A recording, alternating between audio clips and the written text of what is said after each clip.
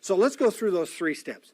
The first step that we want to do, this, by the way, is written on page number 144 in your book if you want to follow along.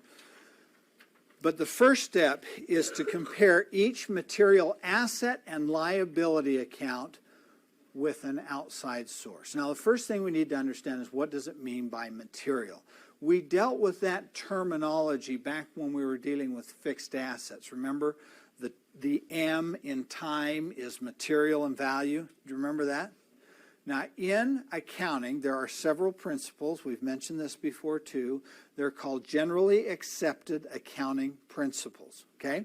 One of them is materiality.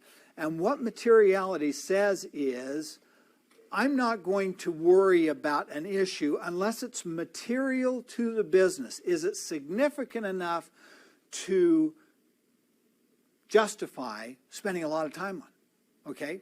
Now that same thing, the same concept applies in an internal audit. If something's wrong by $20, does that matter? To some, it might, but not to the business owners and to making decisions. Now, I know I used to be the kind of person that if my bank statements didn't reconcile by a dime, I would spend the evening. I would lose sleep. I would go to the ends of the earth to find that dime. I will tell you, I am no longer that way, okay? Now I take a dime out of my pocket, I throw it on the desk, and I go home, okay? I don't worry about things that used to really bother me because I recognize that time is money and that certainly it's not worth my time chasing small amounts. So the point I want to make there is that let's make sure that we're spending the time where we need to spend it. Let's look for the larger errors. Let's look at the accounts that are larger, make sure that those are correct. And if the smaller accounts aren't as correct, it probably wouldn't impact the way business is being run. It wouldn't change the way that the management would work, okay? So let's look at the balance sheet in City Cycle Company on page number 42 and tell me how much money is in the bank account.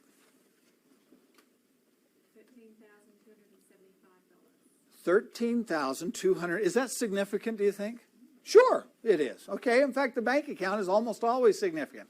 95% of the transactions run through the bank account. So if we know that's accurate, we know that we've got 95% of the transactions into the books, right? So it's a material account. Now we've got to determine, we're going to check it against some outside source. What is an outside source for the bank account? The bank statement, okay? Now, what is the bank statement doing? It's adding deposits and subtracting checks, right? Okay? What is your general ledger doing for the bank account? Adding deposits and subtracting checks. Now, when two people are performing the same role, what do we call that? Paralleling. Do we want paralleling? Yes, as long as it doesn't come at a significant price. Bank statements, of course, in order to have a checking account, do they charge us for it? Sure, but we're going to pay that one way or another. So it's not costing us any more to take advantage of that paralleling that's going on. Now, certainly the number that's on the bank statement is not likely to be the same number that is in our general ledger. Why not? What's that? Interest and charges that we didn't know about before. Sure. Okay. What else? Outstanding checks. What are outstanding checks? They're those checks that we have written but haven't yet cleared the bank, right? Now, what we're trying to do when we reconcile the bank statement against our general ledger is we're trying to figure out which of the entries are timing differences and which of the entries are differences because they're new to us, okay? The ones that are new to us are the bank charges and interest that we might be earning and those types of things. We want to adjust our books for those so that we're saying the same thing there. Then we also want to identify or isolate which of the differences are timing differences, the outstanding checks, outstanding deposits. Once we've reconciled that, then we're ready to, then we can check off that bank account and say, yeah, that one looks good, okay? So we take it each asset and liability account, not a capital account. We're going to talk about those in a minute. Asset and liability account and compare it to an outside source. Let's look at some of the others. Contracts in transit. What's our outside source? What do we have outside of our books to determine if contracts in transit is correct? What's our balance? $3,418, right? What's outside of our books? We've got to find something. The contracts themselves, right? Okay. The fact that we have them on our books says that the bank hasn't bought them yet, correct? And so if the bank hasn't bought them, supposedly we still got them, correct? We probably have a file folder. And it might have 2 or 3 contracts in it. We add up those 3 contracts. It adds up to $3,418. How do we feel about that? Pretty good. You know? What if it doesn't add up to $3,418? What if it adds up to, what if there aren't any contracts in the file?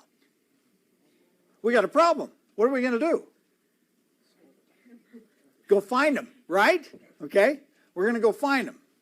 We're going to go talk to the sales manager. We're going to go talk to the general manager. We're going to go talk to somebody and say, I don't have the contracts to add up to this $3,418. Now, if that's the case, there's usually a reason. Once we find them, we say, okay, but what if, here's another alternative. What if we look in that file and there's $6,000 worth of contracts in that file? What does that mean? There's a sale that occurred that we didn't know about. Does that matter? Do you remember when you were looking through those sales, how many different accounts those one sale impacted? I mean, it could impact 10 or 12 accounts, right?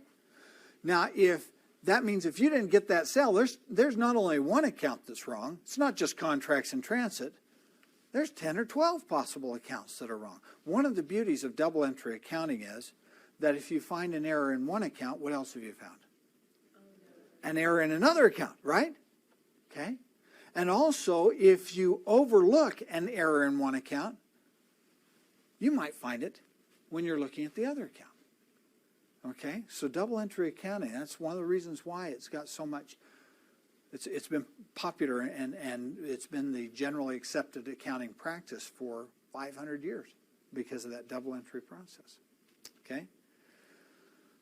Now, I jumped over petty cash. Why would I have jumped over petty cash? It's not a whole lot of money, is it? Okay? So it's really not material. Now, that doesn't mean that you just ignore it forever. Okay? Doesn't mean you just put down $200 in there and leave it that way. It just means that maybe every month I'm not going to check that. Maybe every 6 months. And to check it, all I might do is call the owner and say, have you still got $200 in that petty cash fund? And if the owner says yes, that's good enough for me. Okay? Now, if it was $20,000, I might drill a little bit more, but $200, I'm not going to spend a lot of time. Okay? Okay, let's jump down to receivables. What are receivables? They're monies that are owed to us, right? Okay? We have our customer accounts receivable. Okay? We have our employee accounts receivable. We have factory claims receivable. We've got several receivable accounts in there. What's our outside source? Do you know? This one isn't as obvious as the others have been. Jane says our subsidiary ledgers. Now, certainly one thing we want to make sure of is that the general ledger and the subsidiary ledger agree, right? So we're going to add up all the different customers' accounts in the subsidiary ledger, make sure that the total equals the general ledger. But that's not our audit process, because remember, in order to perform the audit process, what do we have to do? We have to go outside of our books. Who did the subsidiary ledger? Who did the general ledger? Yeah. So that's right. Oh, good. What'd you say? Say it again. Customer statements. That's our outside source. Because where are those statements going to? Our customers, right? And what is going to happen when the customer gets that statement? What are they going to do? They're going to check it, hopefully, before they pay it, right? Okay? They're going to look to see, do all these invoices really apply to me? Did the payments apply to me? Okay? And before they pay it, they're going to agree with that price. So when we get their payment, they're in essence saying, I agree with you. Now, what are we doing on our books? We're adding the sales, subtracting the payments, right? What are they doing on their books? Adding the purchases and subtracting their payments, right? What do we call that? The paralleling, again. So we want to take advantage of that. Okay, now if you're not sending out statements, then that means that, one, you're not collecting the monies that you should have. We talked about that a couple weeks ago, okay? But the other thing is you're not performing an audit, okay? Could your accounts receivable be wrong? Sure. And if you're not sending out statements, you'll never know it, okay? You'll just keep having it on the books until someday the company closes, and then someone will ask the question, and you'll say, oh, I didn't know that money. Okay, so that's our outside source. Okay,